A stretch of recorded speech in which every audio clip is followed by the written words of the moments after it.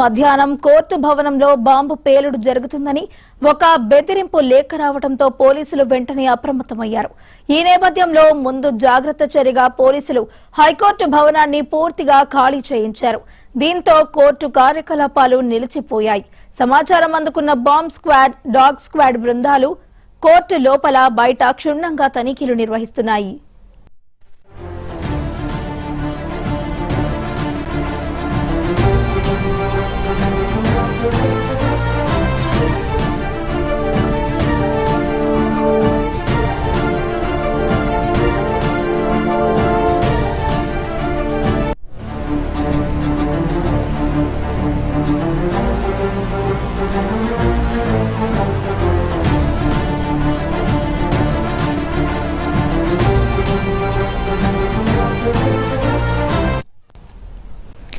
ఢిల్లీ హైకోర్టుకు బాంబు బెదిరింపు రావడంతో తీవ్ర కలకలం రేగింది. ఈ రోజు మధ్యాహ్నం కోర్టు భవనంలో బాంబు పేలుడు జరుగుతుందని ఒక బెదిరింపు లేఖ రావడంతో పోలీసులు వెంటనే అప్రమత్తమయ్యారు. ఈ నేపథ్యంలో ముందు జాగ్రత్త చర్యగా పోలీసులు హైకోర్టు భవనాన్ని పూర్తిగా ఖాళీ చేయించారు. దీంతో కోర్టు కార్యకలాపాలు నిలిచిపోయాయి. సమాచారం అందుకున్న బాంబ్ స్క్వాడ్, డాగ్ స్క్వాడ్ బృందాలు కోర్టు లోపల బయట క్షుణ్ణంగా తనిఖీలు నిర్వహిస్తున్నారు.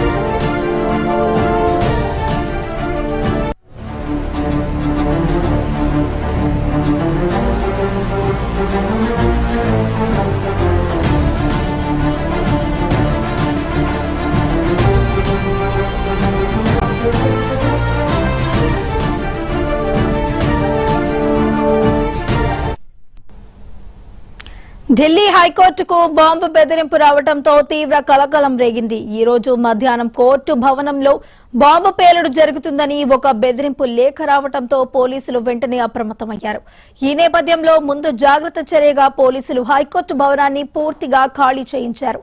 దీంతో కోర్టు కార్యకలాపాలు నిలిచిపోయాయి.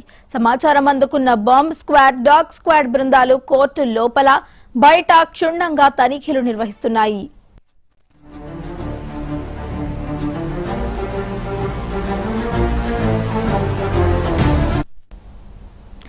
ఢిల్లీ హైకోర్టుకు బాంబు బెదిరింపు రావడంతో తీవ్ర కలకలం రేగింది. ఈ రోజు మధ్యాహ్నం కోర్టు భవనంలో బాంబు పేలుడు జరుగుతుందంటూ కూడా ఒక బెదిరింపు లేఖ అయితే రావడంతో ఇటు పోలీసులు అప్రమత్తమయ్యారు. ఇక ఇదే అంశానికి సంబంధించి మరింత సమాచారాన్ని మా ఢిల్లీ బ్యూరో చీఫ్ శిరీష్ అందించడానికి సిద్ధంగా ఉన్నారు.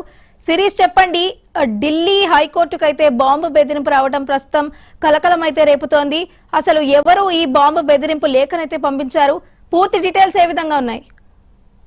దీని గురించి ఢిల్లీ పోలీసులు స్పెషల్ సెల్ దర్యాప్తు అనేది కూడా చేస్తోంది. గతంలో ఏదైతే ఘటనలు జరిగాయో ఈ ఘటనల నేపథ్యంలో పోలీసులు కూడా అప్రమత్తం కావడం జరిగింది.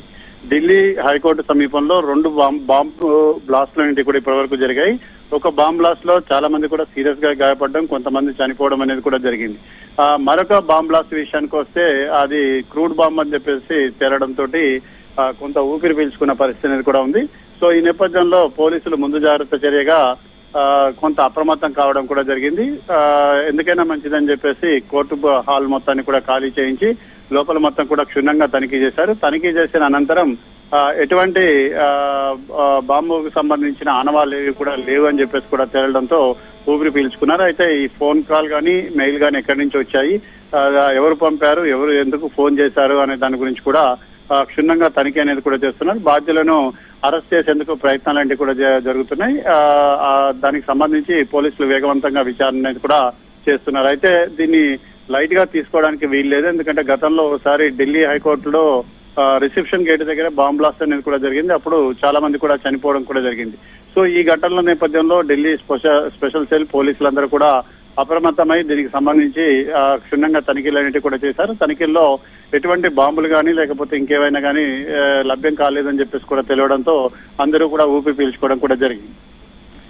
శిరీష్, అయితే సమాచారం అందుకున్న బాంబ్ స్క్వాడ్ అలాగే డాగ్ స్క్వాడ్ బృందాలు కూడా హైకోర్టు లోపల బయట కూడా క్షుణ్ణంగా తనిఖీ చేసిన అనంతరం అక్కడ ఎటువంటి బాంబుకి సంబంధించిన సామాగ్రి ఏది కూడా లభ్యం అవ్వలేనట్టు తెలుస్తుంది. అయితే ఈ పని ఎవరైనా ఆకతాయిలు చేసి ఉంటారని అనుకోవచ్చా? ఎందుకంటే ఇటీవల కాలంలో ఢిల్లీలో పలు స్కూళ్ళకు కానీ లేకపోతే కళాశాలలకు కానీ వరుసగా బాంబు బెదిరింపులు అనేటివి కూడా వస్తున్నాయి. సో దీన్ని దృష్టిలో ఉంచుకొని ఏదైతే ఈ రోజు పోలీసులు కొంత సీరియస్ గా తీసుకోవడం జరిగింది. అయితే వరుసగా పాఠశాలలకు బెదిరింపు మెయిల్స్ అనేటివి కూడా రావడం, ఆ పోలీసులు తనిఖీ చేయడం, తనిఖీల్లో ఎటువంటి విషయాలంటి కూడా బయటపడకపోవడం చూడొచ్చు. కానీ ఇటీవల కాలంలో 2 రోజుల క్రితం 5 ఉగ్రవాదులను కూడా అరెస్ట్ చేయడం జరిగింది. దేశంలోని వివిధ ప్రాంతాల నుంచి ఉగ్రవాదులను కూడా అరెస్ట్ చేశారు. వాళ్ళ దగ్గర కొన్ని కీలక ఆధారాలంటి కూడా లభ్యమైనట్టుగా కూడా తెలుస్తుంది. సో ఈ నేపథ్యంలో పోలీసులు కూడా వచ్చిన ఫోన్ కాల్ని కానీ సమాచారాన్ని కానీ లైట్ గా తీసుకోలేదు. దాన్ని దృష్టిలో ఉంచుకొని పెద్ద ఎత్తున తనిఖీలు ఏంటి కూడా చేపట్టడం జరిగింది. సో ఈ తనిఖీల నేపథ్యంలో దీనికి సంబంధించి ప్రస్తుతం విచారణ అనేది కూడా జరుగుతుంది. రైట్.